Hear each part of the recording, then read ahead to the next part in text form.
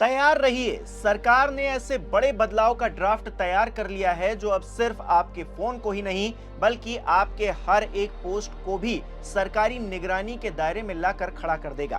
पहले तो social media platforms को बोला गया, भाई सरकार की कोई भी एडवाइजरी, गाइडलाइन, एसओपी या डायरेक्शन आए तो वो मानना जरूरी है, नहीं तो सेफ हार्बर खत्म। मतलब अब तुम यूजर्स के कंटेंट के लिए भी जिम्मेदार हो जाओगे। पहले सेफ हार्बर था, हम तो सिर्फ पाइपलाइन है कंटेंट यूजर का, अब बन गए सरकारी pipeline plus sensor plus fact checker plus जासूस भी। सबसे बड़ी बात यह है कि अब नॉन पब्लिशर यूजर्स यानी कि आम लोग, इन्फ्लुएंसर्स, क्रिएटर्स जो न्यूज या करंट अफेयर्स का कंटेंट शेयर करते हैं वो भी इस दायरे में आ जाएंगे। अब मतलब क्या है इसका?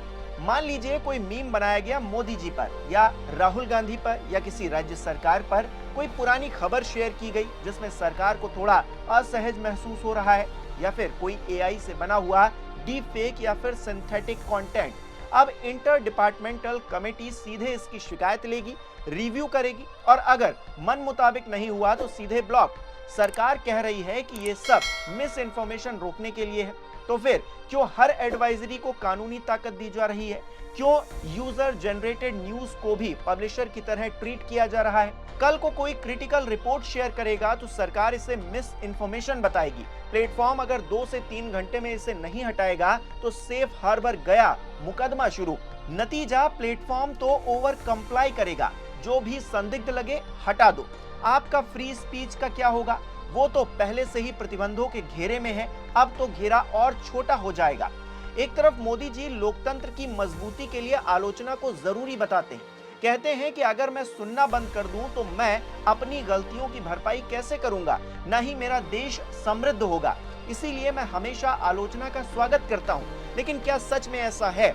दिख तो कुछ और रहा है। पिछले कुछ हफ्तों में मोदी जी की सरकार ने सच में बातों को सुनना बंद कर दिया है। सूचना प्रौद्योगिकी अधिनियम 2000 का हवाला देते हुए सोशल मीडिया पर मौजूद लोगों और उनके मन की बात को दबाने की भरपूर कोशिश की गई है। आलोचना करने वाले कंटेंट को दबाने के लिए ताबड़तोड़ एक्शन हुए हैं। गजब की बात यह है कि इन एक्शंस में एक समानता है, सरकार या खुद मोदी जी की आलोचना। मतलब यह है कि नॉन बायोलॉजिकल प्रधानमंत्री और उनके साम्राज्य के प्रति कर्तव्यों पर अगर किसी ने उंगली उठाई तो यह स्वागत योग्य नहीं है। बाकी आलोचना करनी है तो कांग्रेस समेत पूरा विपक्ष है ही। खैर, सरकार अब एक और नई चीज देश पर थोपने की कोशिश करने जा रही है, जिसे अभिव्यक्ति की आजादी पर सेंसरशिप बताया जा रहा है। वो क्या है उसे भी समझिए। दरअसल केंद्र सरकार के इलेक्ट्रॉनिक और सूचना प्रौद्योगिकी मंत्रालय ने सूचना प्रौद्योगिकी नियम 2021 में बड़े बदलावों का प्रस्ताव जारी किया है। इन प्रस्तावित संशोधनों पर आम लोगों से 14 अप्रैल तक सुझाव मांगे गए हैं, यानी कि सुझाव और आपत्ति के लिए 2 हफ्ते का समय है। क्या ये समय काफी है या जानबूझकर कम रखा गया है ताकि लोगों की आपत्ति कम से कम आ पाए?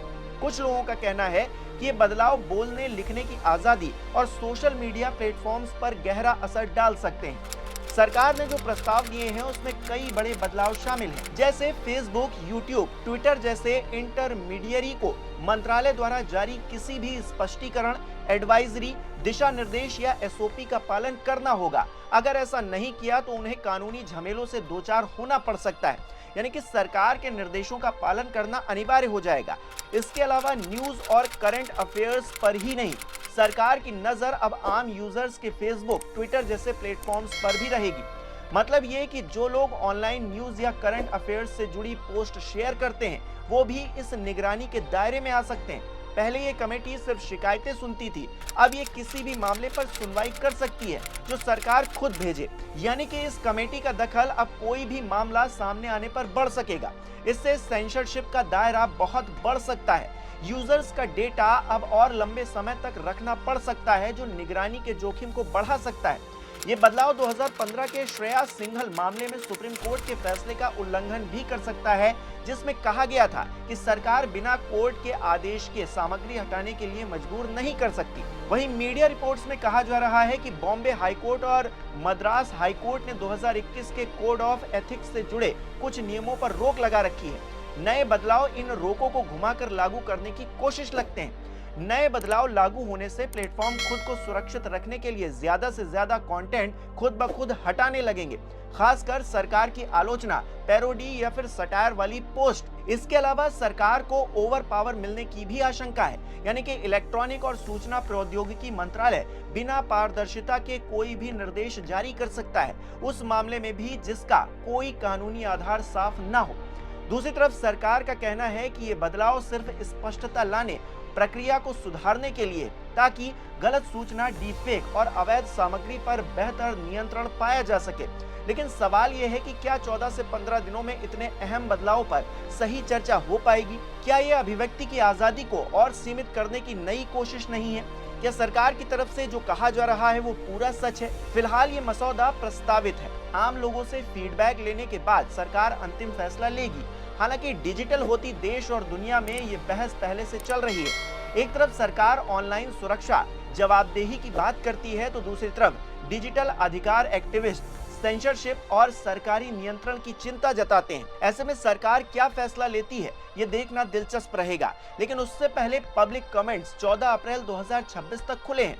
अगर आपको लगता है कि सरकार के हर निर्देश को मानना अनिवार्य और आम यूजर्स का न्यूज शेयर करना भी रेगुलेटेड वाला आइडिया अच्छा है, तो चुप रहिए। और अगर आपको लगता है कि ये फ्री स्पीच पर और सेंसरशिप का नया रूप है, तो कमेंट जरूर कीजिए, फीडबैक जरूर भेजिए, वरना कल को आपका मीम भी अनलॉफुल हो जाएगा।